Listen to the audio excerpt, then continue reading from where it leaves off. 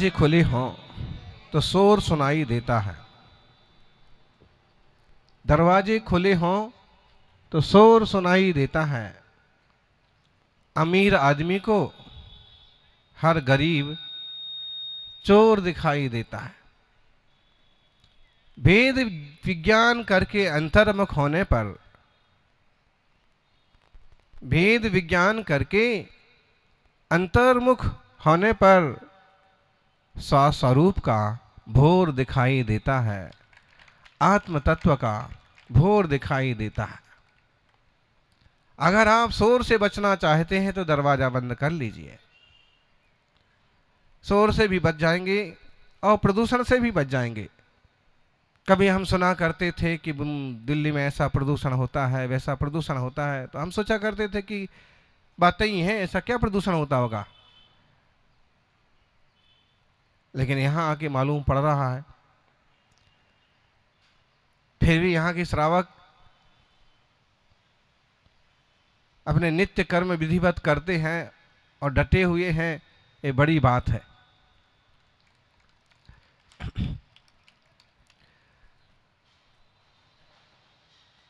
सौभाग्यशालियों, अगर आप चाहते हैं कि राग देश मोह का शोर सुनाई देना बंद हो जाए तो आप अंतर्मुख हो जाइए।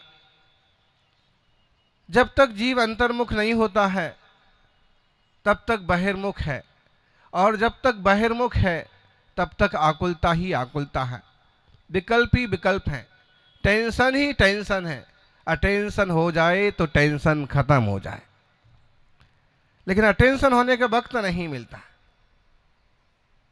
हम अपनी आंखें भी बंद नहीं कर पाते हैं, और जब तक आंखें एक खिड़कियां खुली हैं तब तक आप शांत नहीं हो सकते। इसलिए आप देखिएगा, तीर्थंकरों की मुद्रा की शुरुआत कहाँ से होती है।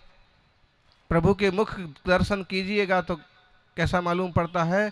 सबसे पहले अर्धोन्मीलित नयन, आधी आंखें बंद हैं। वास्तव में देखा जाए तो ये जो है ना, एक बहुत बड़ा ध्यान है, नासाग्र दृष्टि ध्यान। जिस इंसान को नासाग्र दृष्टि ध्यान करना आ जाएगा, वो इंसान चलता फिरता संत बन जाएगा, अरहंत बन जाएगा। क्योंकि नासाग्रता ही तो नहीं हो पाती है। हमारी आंखें या तो पूरी खुलेंगी या पूरी बंद होंगी, लेकिन तीर्थंकर जिनेंद्र के बिंब हमें मार्गदर्शन करते हैं कि पूरी आंखें खोलेंगे का मतलब है आप बहिर्मुख हैं और आप संसार की तरफ देखने को, संसार को पकड़ने को तैयार हैं। आसक्ति मूर्छा सबसे खतरनाक चीज है, और मन से तो उसकी शुरुआत होती है, लेकिन उसको पकड़ने में सबसे बड़ा साधन है आंखें। इंसान जो जो कुछ देखता है सबको पकड़ने की कोशिश करता है। आपने अक्सर देखा होगा, किसी गली, किसी मेन रोड के नुक्कड़ पर, किसी दुकान के आसपास एक कुत्ता खड़ा है, और आप वहां खड़े होकर देखते हैं कि जब भी कोई गाड़ी निकलती है तो कुत्ता उसके पीछे दौड़ता है। जब भी कोई इंसान बाइक से तेजी से भागता हुआ निकलता है, कुत्ता फिर भौं भौं करता हुआ उसके पीछे दौड़ता है। क्यों दौड़ता है? क्यों दौड़ता है? या तो उसे इस बात का ईगो, अहंकार है कि मेरा मोहल्ला है और ऐसे कैसे निकल रहा है, या फिर उसे कुछ लालच है कि इसके पास कुछ है और मैं इसे पकड़ लूं, या फिर वो अपना अधिकार दिखाना चाहता है सामने वाले को, सामने वाले की चीज को पकड़ना चाहता है। दिन भर इधर से उधर दौड़ता रहता है, थक जाता है, लेकिन दौड़ना बंद। कितना गजब का अहंकार, कितना गजब का कर्तृत्व भाव है, उससे मिलेगा क्या? ऐसे ही कई इंसान होते हैं। मुझे लगता है कि जो कुत्ता शब्द बना है ना, एक कर्ता से बना है।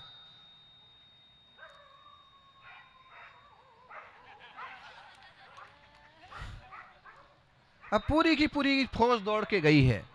अब जैसे एकदम पूरा पाकिस्तान अभी हाल पस्त हो जाने वाला हो।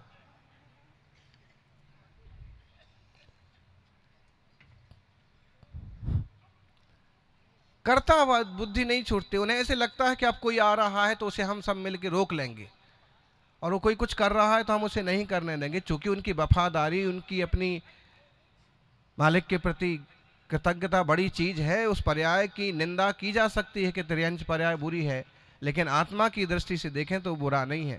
फिर भी कर्तापन का बोझ जो है वो जबरदस्त होता है, और कर्ता से ही बना है कुत्ता, कत्ता, कत्ता से ही लगता है, अब भ्रंश होकर के कुत्ता बन गया है। मराठी में तो कुकर कूतरो बोलते ही हैं, गुजराती में कूतरो। समझना इसमें यह है कि इतना सारा कर्तापन का भाव है, उसका मिलता क्या उसे? ऐसे ही जो इंसान करता करता करता, मैं करता, मैं करता, मैं ऐसा करूं, मैं वैसा करूं, ऐसे करता रहता है, वो भी अंततः दुखी हो जाता है, थक जाता है और पाता कुछ नहीं है। अगर अरहंत प्रभु की तरह कोई अकर्ता स्वभाव की दृष्टि करे कि जब प्रभु करता नहीं बने तो हम कैसे करता हो सकते हैं। दुनिया का कोई भी काम, कोई भी जंजाल मुझे करना नहीं है, और अगर मैं कुछ करना चाहूं तो बस इतना करना है, अंतर्मुख होना है। बहिर्मुखी होने पर उलझन ही उलझन है।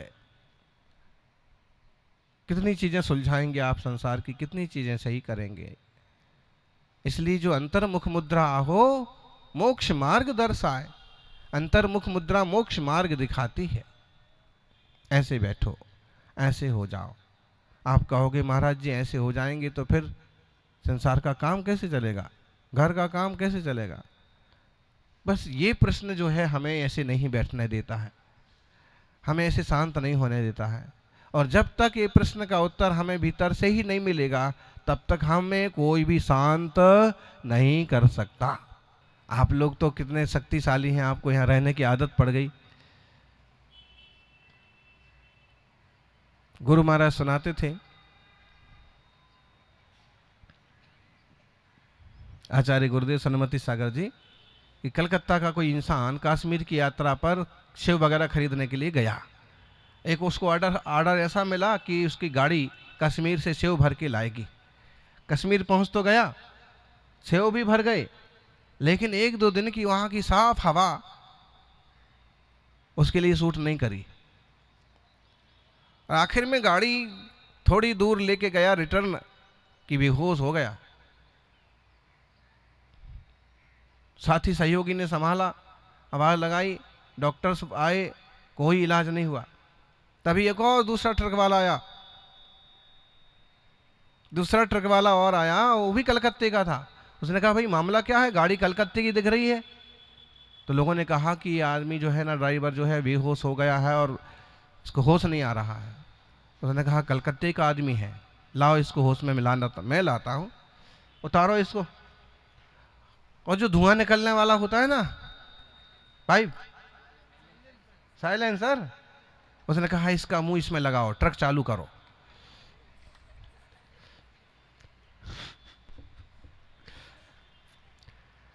इसका मुंह इसमें लगाओ, धुआं आने दो, ट्रक चालू करो।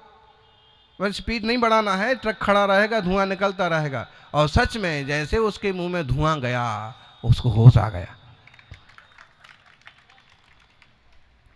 क्यों आ गया होश? लोगों ने कहा यार तुम बहुत बड़े डॉक्टर मालूम पड़ते हो। उसने कहा डॉक्टरी की बात क्या है इसमें, ये भी कलकत्ते का, मैं भी कलकत्ते का। धुआं पी पी के हम लोग इतने परफेक्ट हो गए हैं कि अगर हमें साफ सुथरी हवा मिले तो हम बेहोश हो जाते। संसार का, मोह का, राग द्वेष का धुआं पी पी करके हम लोग इतने पस्त हो गए हैं, इतना परफेक्ट हो गए हैं कि अगर धर्म ध्यान का उत्तम ऑक्सीजन मिले तो हमें समझ में नहीं आता, बेहोश हो जाते। क्या हो रहा है, ये कैसे हो रहा है, हमसे कैसे होगा? बेहोश हो जाते हैं कई लोग, तो घर से बाहर नहीं निकलेंगे, धर्म क्रियाओं में शामिल नहीं होंगे, उन्हें शुद्ध ऑक्सीजन, शुद्ध धर्म ध्यान का चस्का लगा ही नहीं है। और जिनको लगा है वो धुएं वाले वातावरण में भी ऑक्सीजन पाने के लिए बेताब रहते हैं। सौभाग्यशालियों, शोर से बचने का तरीका और कुछ नहीं है। आप चाहें कि मैं सारी गाड़ियों को बंद करा दूं, इस रास्ते को बंद करा दूं, अब कल हमारी जहाँ चर्या हुई, कहाँ हुई चर्या जी? बहुत सामान्य सा परिवार था लेकिन भावनाएं बहुत ऊंची थी। जहाँ चर्या हुई सामने ही बच्चों का स्कूल था। अब मूलाचार में लिखा है कि अगर रोने की आवाज आए तो अंतराय होना। अब प्ले स्कूल था शायद, नन्हे मुन्ने बच्चे वहां 150 इकट्ठे हो गए होंगे और उनने जो समा बांधा तो ना अंतराय करते बने और ना आहार करते बने। अंतराय इसलिए करते ना बने कि छोटे छोटे बच्चे हैं तो रोएंगे ही रोएंगे, आहार करते इसलिए ना बने कि रोने की आवाज आ रही है। तो क्या करना?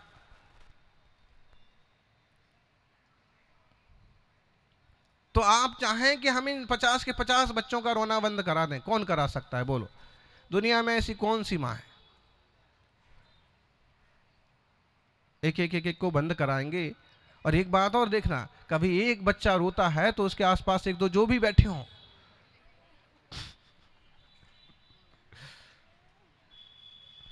तो हम पर जो बीती हम आपको क्या बताएं।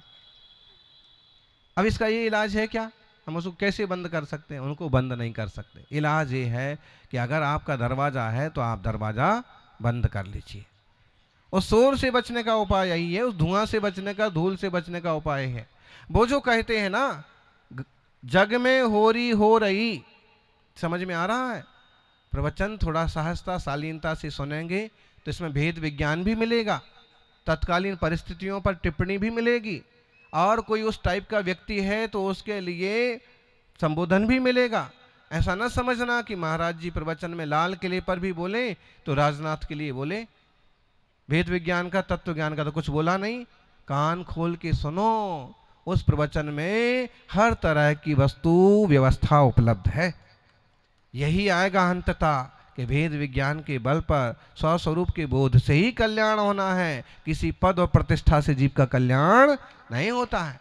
भाई हमारी सभा में अकेले आप ही मुमुक्षु नहीं बैठे हैं, यहाँ छोटी उम्र के भी बैठे हैं, युवा भी बैठे हैं, दुकान छोड़ के आए हुए भी बैठे हैं, जिनकी रुचि नहीं है वो भी आ गए हैं कि आए हैं महाराज जी तो कम से कम एक बार तो अपन सुन ही लो क्या बोलते हैं। मम्मी तो रोज टीवी पर देखती है, आज अपन भी आए हैं तो महाराज जी, और वैसे भी दुकान लेट ही खोलना है तो सब तरह के लोग हैं। घर में जब माँ भोजन बनाती है तो सारे सदस्यों की रुचि का ख्याल रखना पड़ता है। उसकी कोशिश ये होती है कि कुछ अभक्ष नहीं बनाना पड़े, कुछ गलत नहीं खिलाना पड़े, लेकिन सबको रुचिपूर्ण भोजन मिल जाए। वो ही एक अच्छे गुरु के साथ में होता है कि जितनी रुचि के लोग हैं उनकी रुचि के लायक सबको मिल जाए और अभक्ष ना हो जाए।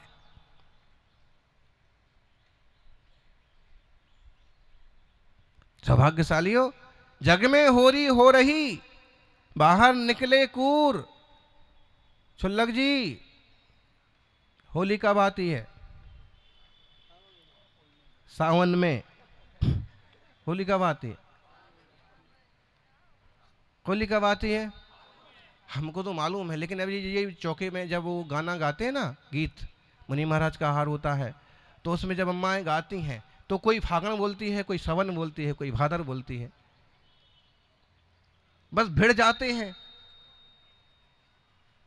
तो होली का महीना, सावन का महीना होगा, उसमें होगी होली, और तू होली बनना। मैं होली क्यों बनूंगा साहब? है, मैं तो अपने आप में साधु ठीक हूँ।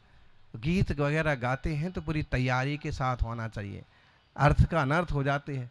तो जो होली आती है फागण के महीने में, ऐसे समझे कि अष्टान्निका के महोत्सव का अंतिम उल्लास जो होता है, महायज्ञ जो होता है, तो होली का जो समय आता है ना, उसमें लोग रंग भी फेंकते हैं, और कई बार तो लठमार होली भी होती है, रंगों वाली होली होती है, गोबर वाली होली होती है, और यहाँ तो जो हमेशा होली ही होली है ना।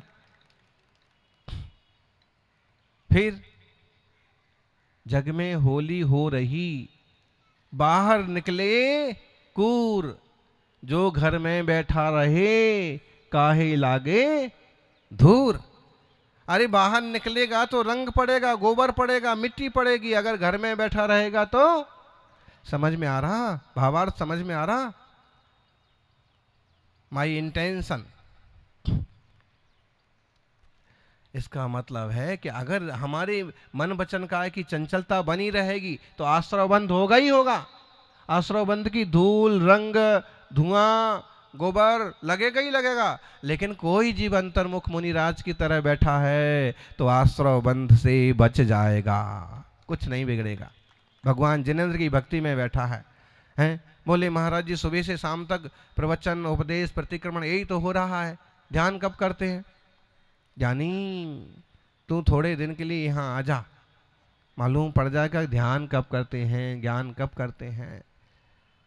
तीनों टाइम की देव बनना, तीनों टाइम की सामायिक, फिर संघ के लिए मार्गदर्शन और उपयोग की निर्मलता के लिए स्वाध्याय वगैरह भी जरूरी है। तो सुबह हमारी कोशिश रहती है कि माइक पर ना बोलना पड़े, लेकिन क्या करें, पीछे तक आवाज ना जाए तो माइक का उपयोग तो करना पड़ता है। सोचते हैं लाइट का उपयोग ना करना पड़े तो अक्सर कर नहीं करते हैं, क्योंकि उसमें भी तो एक तरह का किसी के द्वारा आरंभ होता है। तो जो भी है, अगर हम कमियां देखने जाएं तो ढेरों कमियां निकल पड़ेंगी। कल एक युवा हमको बता रहे थे, महाराज जी अमुक कॉलोनी के लोग हमको कह रहे थे कि महाराज जी के पास जाने से क्या फायदा, देखते तक तो है नहीं, पीछे तो मारते नहीं है, बात करते नहीं है। भाई अगर तुम्हें ये चीजें बुराई लगती हैं हमारी तो ठीक है, बताइए अगर हम दिन भर आंखें फाड़ फाड़ के देखते ही बैठे रहेंगे तो अंतर्मुख कब होंगे? पीछे ही ठोकते रहेंगे दिन भर तो हमें तो हर महीने पीछे बदलना पड़ेगी। पीछे लगा दो, पीछे लगा दो। भाई छोटे नन्हे मुन्ने बच्चे हैं, उनका मन बहलाने के लिए एक बार ठीक है। आप प्रज्ञावान हैं, आपने हाथ जोड़ लिए, विनय से स्मरण कर लिया, सिर झुका लिया, मुनि का वंदन कर लिया, अब क्या जरूरत पड़ी है? भाई हमारा जिन धर्म तो ले लेने का धर्म है। भगवान से आप बीतरागता ले लो, मुनिराजों से आप संयम साधना ले लो, लेने का धर्म है, वो जबरदस्ती थोपेंगे नहीं। आपने जब मन वचन काया से दर्शन कर लिया, नमहु त्रियोग समार के, आपका तो काम हो गया है। आपके पास मोबाइल है और मोबाइल पर ढेर तरह के फंक्शन होते हैं।